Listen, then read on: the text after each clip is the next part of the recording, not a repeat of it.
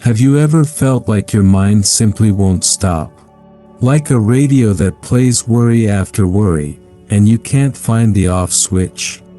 Perhaps you've smiled through the day while carrying a heavy weight inside your chest that no one else can see. You're not alone. Millions of people wake up each morning feeling overwhelmed before their feet even touch the floor. But here's what most people don't realize. Peace is not something you find. It's something you cultivate. Over 2,500 years ago, the Buddha discovered 5 simple principles that can transform an anxious mind into a calm sanctuary. Today, I'll share these timeless secrets with you. No complicated rituals. No impossible practices. Just gentle wisdom you can start using today. Take a deep breath. Let's begin this journey together. Part 1. How mindfulness plants seeds of positivity in your mind. The ancient story of the empty boat. Long ago, in ancient China, there lived a monk who spent his summers meditating by a great river. One warm afternoon, he sat in peaceful contemplation on a small wooden boat, his eyes gently closed, his mind still as the water beneath him. Suddenly, he felt another boat collide with his. His eyes flew open. Anger surged through his body like fire. How dare someone be so careless, he thought, ready to unleash a torrent of harsh words upon the reckless boatman who had disturbed his peace. But when he opened his eyes fully, he saw something unexpected. The boat that had struck his was empty. It had simply drifted loose from its mooring and floated downstream, guided by nothing but wind and current.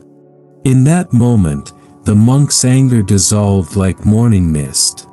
He began to laugh softly to himself. There was no one to blame. There was no enemy. There was only an empty boat. And then came the deeper realization, one that would change his practice forever. Most boats that bump into us in life are empty. Let that truth settle into your heart for a moment. When someone speaks harshly to us, we assume they are attacking us personally. But often, they are simply drifting, pushed by their own pain, their own fears, their own unresolved suffering. When circumstances seem to conspire against us, we feel targeted by the universe. But life is not personal.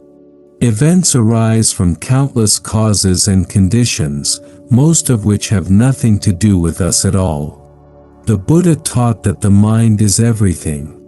What we think, we become. In the Dhammapada, one of the most beloved and ancient Buddhist texts, we find these profound words. The mind is the source of happiness and unhappiness. By oneself is evil done, by oneself is one defiled.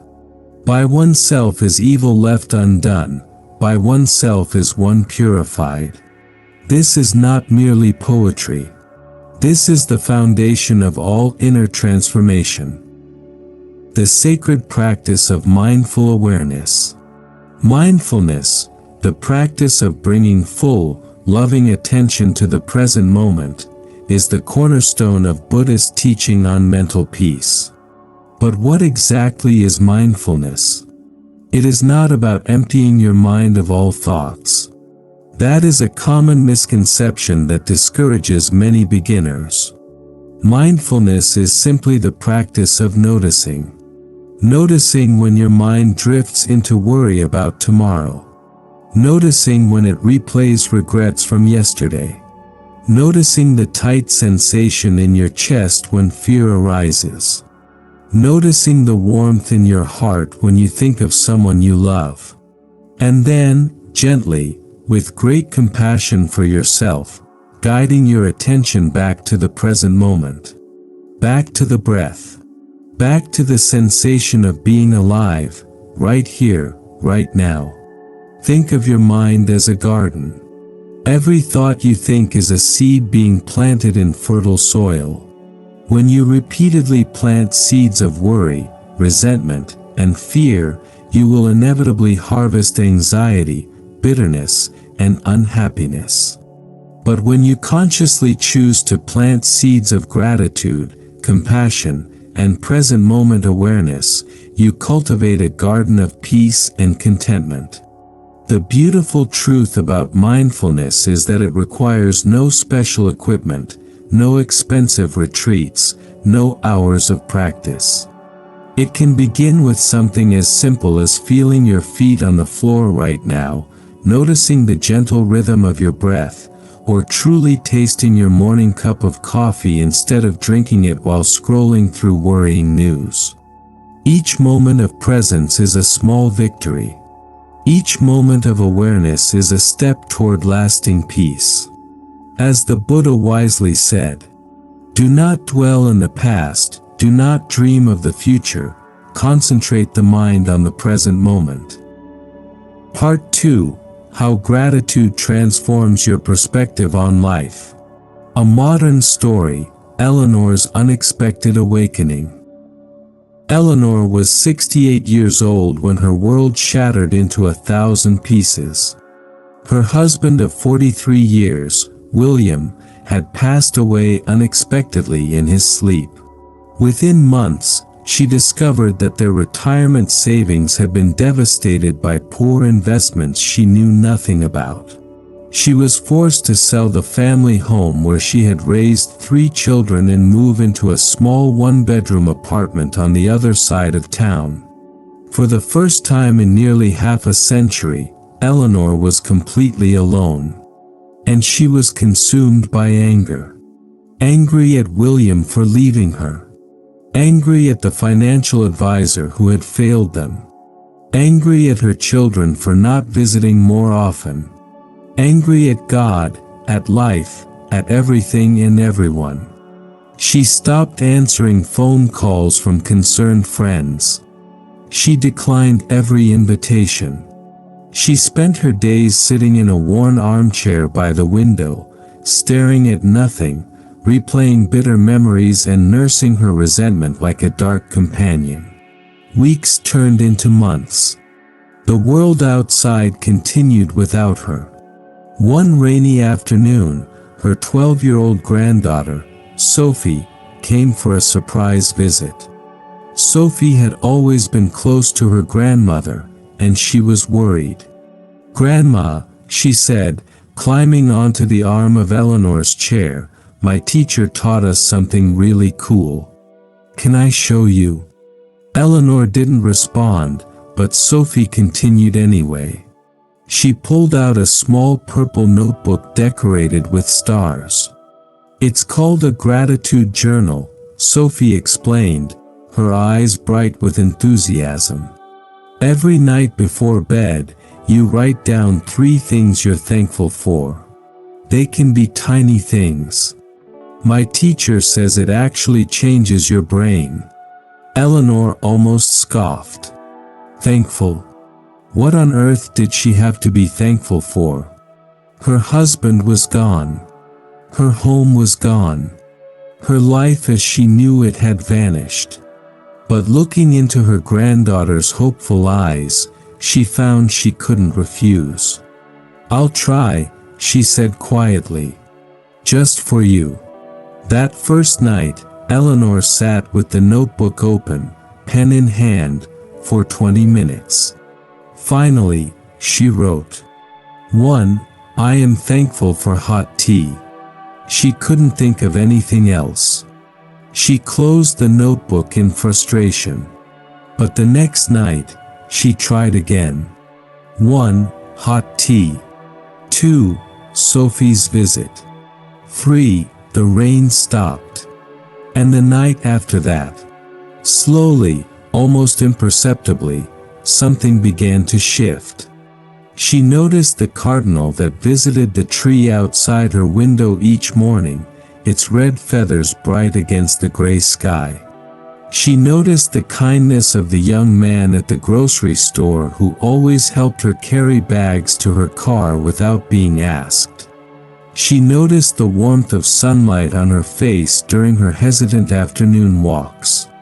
She noticed the taste of her food again, the pleasure of a good book, and the sound of laughter from children playing in the courtyard below. The world, she realized, had not stopped being beautiful. She had simply stopped seeing it. 6 months later, Eleanor sat with her daughter over lunch and said something remarkable. "I still miss your father every single day. That grief may never fully leave. But I've learned something important. Grief and gratitude can exist side by side. They don't cancel each other out. And gratitude. It's like medicine for a wounded soul. It doesn't cure everything, but it helps you heal." The Buddhist teaching on the power of gratitude. In Buddhism, gratitude is far more than polite acknowledgement or social courtesy. It is a transformative practice that fundamentally shifts our entire relationship with existence itself. The Buddha spoke often about appreciating the profound interconnectedness of all things. Nothing exists in isolation. The simple meal on your table represents the labor of farmers, the blessing of rain, the warmth of the sun, the effort of truck drivers and grocery workers, and countless other causes and conditions stretching back through time. When we pause to truly recognize this vast web of connection, gratitude arises naturally and effortlessly. But here is the deeper wisdom that Buddhism offers. Gratitude is not about denying difficulty or pretending that pain doesn't exist. It is about expanding our vision beyond that pain. When we focus only on what is wrong, what is missing, what has been lost, our world becomes unbearably small and suffocatingly dark. Every day becomes a burden to endure. But when we train ourselves to also see what is right, what remains, what is still precious and good, our world expands. Light enters. Hope becomes possible again. The practice itself is remarkably simple. Each morning, before your feet touch the floor, pause for just one moment. Take 3 slow, conscious breaths. And silently acknowledge 3 things, no matter how small, for which you are grateful. It might be the comfort of your bed, the gift of another day of life, the sound of birds announcing the dawn, the fact that your heart is still beating, your lungs still breathing, without any effort on your part. Over time, this simple practice literally rewires the brain. Neuroscientists have confirmed what Buddhist monks have known for millennia.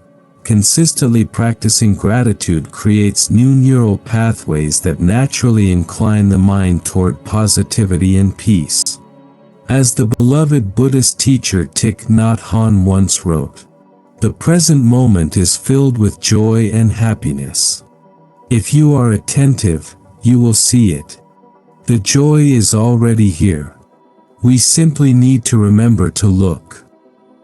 If this message is touching your heart, please take a moment to subscribe to Buddha Coha and share this video with someone who might be struggling right now. A single message of hope can change a life. Together, we are building a community of peace, wisdom, and healing. Part 3: How Self-Compassion Heals the Critical Voice Within. The story of Kisa Gotami and the mustard seed. In the time of the Buddha, there lived a young woman named Kisa Gotami. She was born into a poor family and was so thin that people called her Kisa, meaning frail or skinny. When she married into a wealthy family, she was looked down upon by her in-laws because of her humble origins. But when Kisa Gotami gave birth to a son, everything changed. Finally, She was treated with respect and love. Her son became the center of her entire universe, her joy, her purpose, her reason for living. Then tragedy struck. When the child was just old enough to walk, he fell ill with a sudden fever. Within days, despite all efforts to save him, the little boy died. Kisa Gotami's grief was beyond measure. Her mind could not accept what had happened. She refused to believe her son was dead. Clutching his lifeless body to her chest, she went from house to house, door to door, begging for medicine that could bring her child back to life. People thought she had gone mad. Some pitied her. Others turned her away. But one kind old man recognized her suffering and gently said, "I cannot help you, but I know someone who can. Go to the Buddha. He may have the medicine you seek." With desperate hope, Kisa Gotami ran to where the Buddha was teaching. "Please, blessed one," she cried, falling at his feet. "Please give me medicine to cure my son." The Buddha looked at her with eyes full of infinite compassion. He did not lecture her. He did not tell her that her son was dead, and she must accept it. Instead, he said gently, "I can help you. But first, you must bring me a single mustard seed from a house where no one has ever died, no parent, no child, no spouse, no friend." Kisa Gotami's heart leaped with hope. A mustard seed. Such a simple thing. She went to the first house and asked, "Has anyone died here?" "Of course," said the woman at the door, her eyes sad. "My mother passed away just last year." Kisa Gotami went to the next house. "We lost our father 3 years ago," they told her. And the next. "Our daughter died in childbirth." And the next. And the next. House after house, village after village, everywhere the same story. Slowly, the fog of desperate denial lifted from her mind. She realized the truth that the Buddha had been guiding her toward. Death touches every home. Loss visits every heart. Suffering is not her punishment alone, it is the shared experience of all living beings. She was not singled out for tragedy. She was simply part of the great human family, all of whom walk through the valley of loss at some point in their lives. With this realization came the first seeds of peace. She buried her son properly at last. And she returned to the Buddha, not for medicine, but for wisdom. She became one of his most devoted disciples, eventually becoming enlightened herself, and spending the rest of her life helping others who were drowning in grief. This story carries a profound teaching about self-compassion. The practice of kind inner dialogue. When we suffer, our first instinct is often to blame ourselves. What did I do wrong? Why am I so weak? Others handle difficulty better than me. I should be over this by now. Sound familiar? The Buddha taught that we are often our own harshest critics. The voice inside our heads can be far more cruel, more relentless, more punishing than any external enemy could ever be. But here is what Buddhism gently reminds us. You deserve the same compassion you would offer to a dear friend. Imagine someone you love deeply, your child, your closest friend, your partner, came to you in tears, devastated by a loss or a mistake. Would you berate them? Would you tell them they were weak, stupid, worthless? Of course not. You would hold them. You would speak softly. You would remind them of their strength, their goodness, their resilience. You would tell them that this pain will not last forever. Why? then, do we speak so harshly to ourselves? Self-compassion is not self-indulgence or making excuses. It is not avoiding responsibility or wallowing in self-pity. It is simply extending to yourself the same basic kindness you would offer any suffering being. The practice begins with awareness. Notice when the critical inner voice arises. Notice its tone, often sharp, cold, impatient. Notice its words, often absolute, unforgiving, cruel. And then, consciously and gently, choose a different voice. Instead of, "How could you be so stupid?" try, "You made a mistake." Everyone makes mistakes. What can you learn? Instead of, "You're pathetic for feeling this way," try, "You're going through something difficult. It's okay to struggle. This will pass." The Buddha said, "You yourself, as much as anybody in the entire universe, deserve your love and affection. This is not selfishness. This is wisdom. This is the foundation upon which all genuine compassion for others is built. When your inner well is full of kindness, you can give freely to others without resentment or exhaustion. So today, and tomorrow, and every day after, practice being your own gentle friend. Your wounded heart is listening. Speak kindly. Part 4. How physical well-being supports spiritual peace. The wisdom of the Buddha's middle way. Before his enlightenment, the Buddha spent 6 long years practicing extreme asceticism with a group of devoted monks. He starved himself until his spine could be seen through his sunken stomach. He slept on beds of thorns. He held his breath until he nearly fainted. He pushed his physical body to the absolute limits of human endurance, believing that punishing the flesh would liberate the spirit. And yet, enlightenment did not come. One day, weakened to the point of death, he staggered to the bank of a river. A young village girl named Sujata, thinking he was a tree spirit, offered him a bowl of rice milk as an offering. The other monks were horrified when he accepted it. They believed he had abandoned the path and left him in disgust. But as nourishment flowed into his starving body, something remarkable happened. Clarity returned to his mind. He realized that the path to awakening was not found in punishing the body. That was one extreme. Nor was it found in indulging the body's every craving and desire. That was the other extreme. The true path lay in the middle, what he would come to call the middle way. Neither denial nor indulgence. Neither self-torture nor self-destruction. Balance. Moderation. Wise care.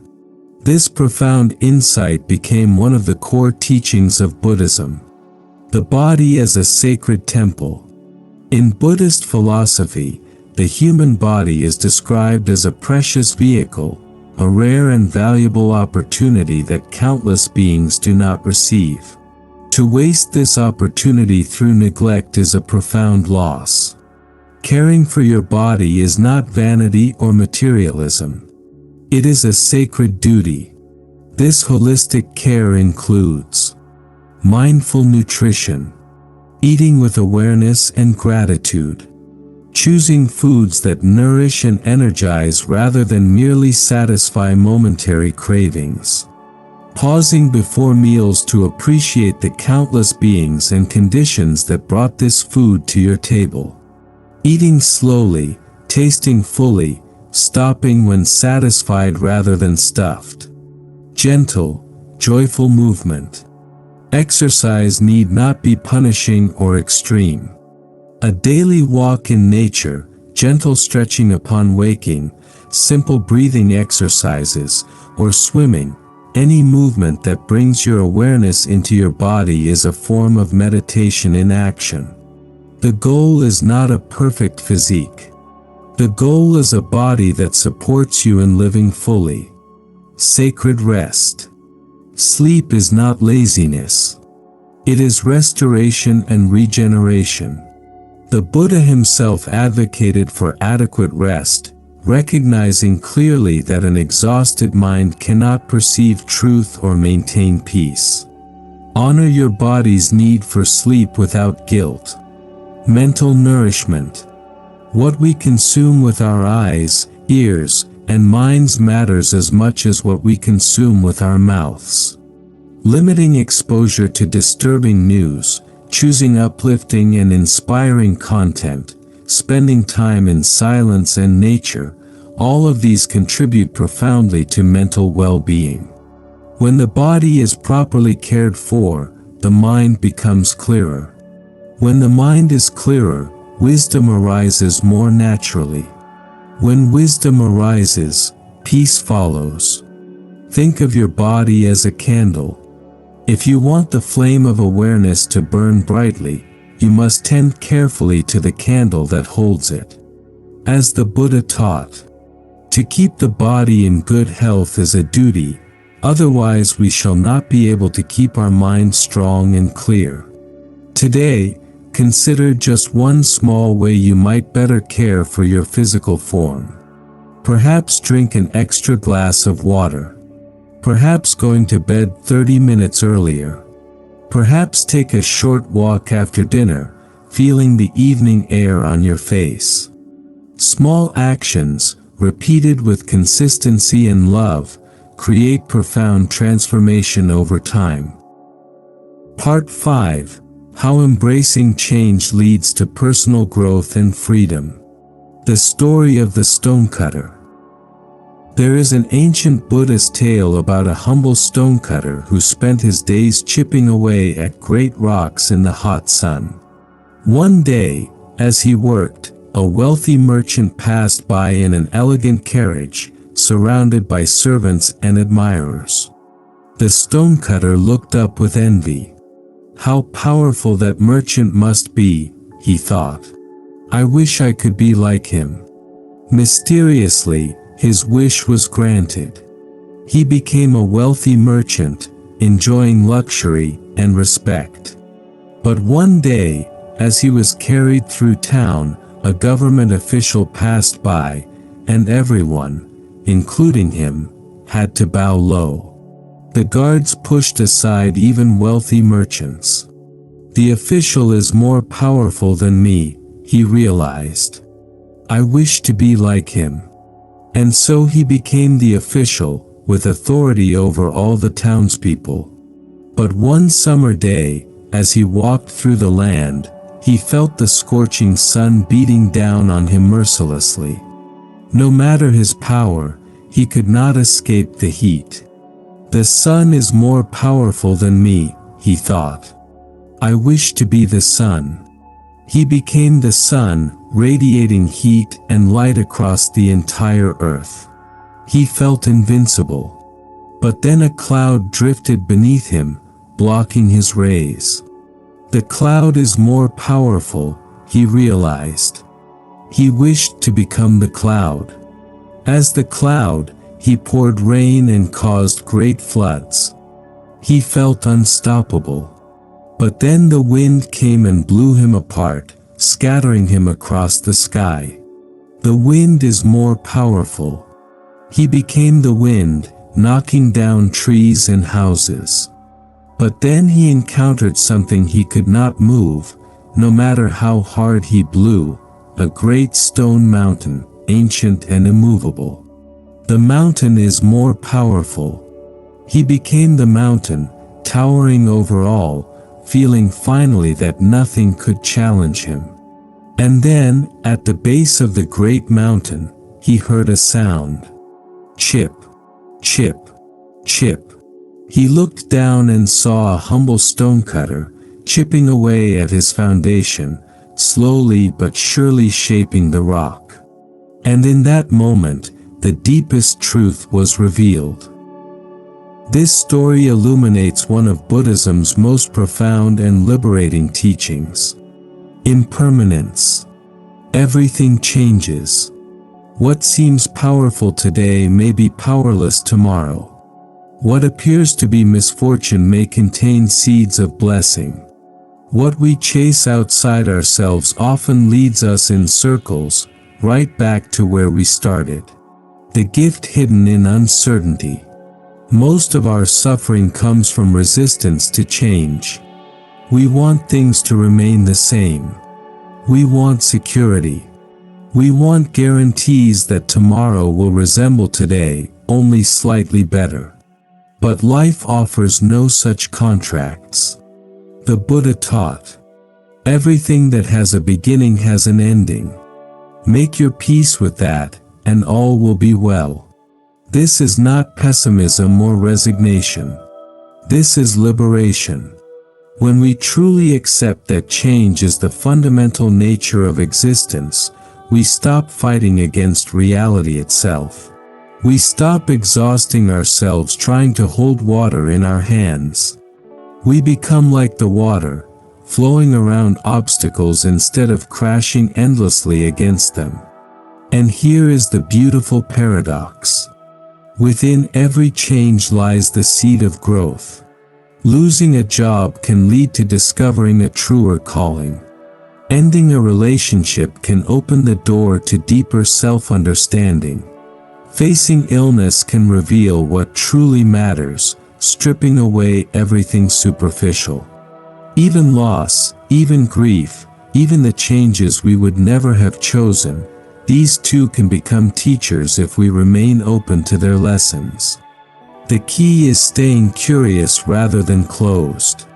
Asking not, why is this happening to me, but rather, what might this be teaching me?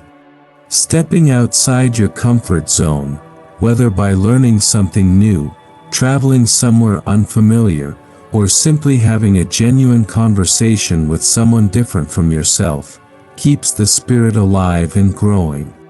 Growth does not retire when we reach a certain age. The Buddhist masters teach that every moment, until our very last breath, offers an opportunity for awakening. As long as you are breathing, transformation remains possible. Conclusion: your path of peace begins now.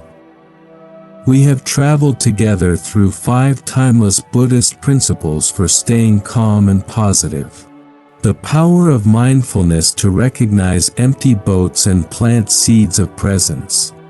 The transformative practice of gratitude expands our vision beyond suffering.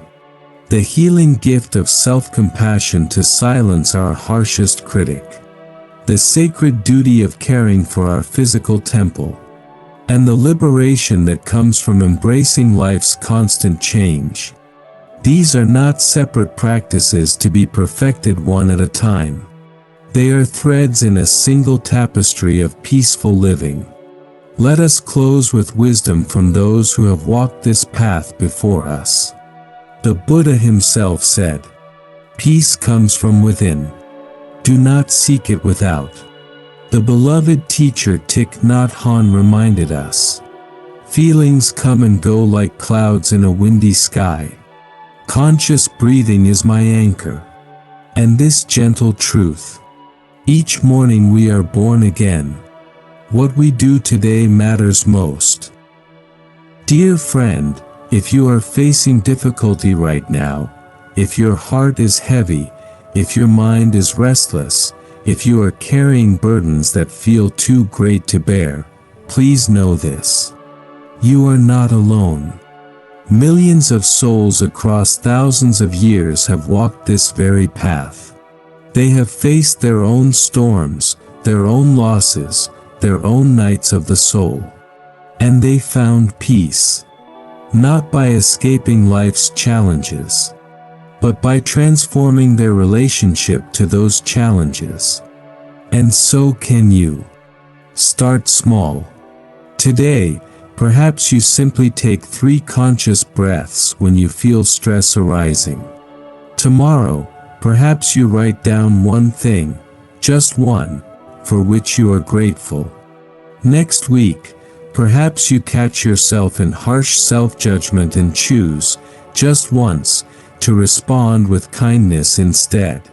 These small steps, taken consistently, lead to great transformations. The journey of 1,000 miles begins with a single step. And you, dear friend, have already begun.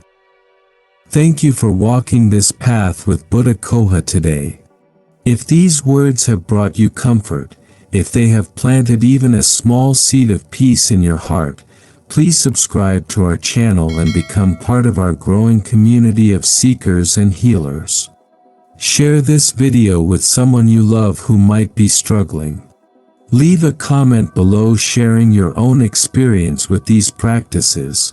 Your words might be exactly what another person needs to hear.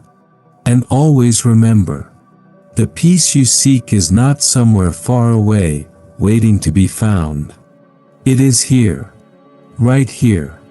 In this breath. In this moment. Waiting only to be recognized. May you be happy. May you be healthy. May you be peaceful.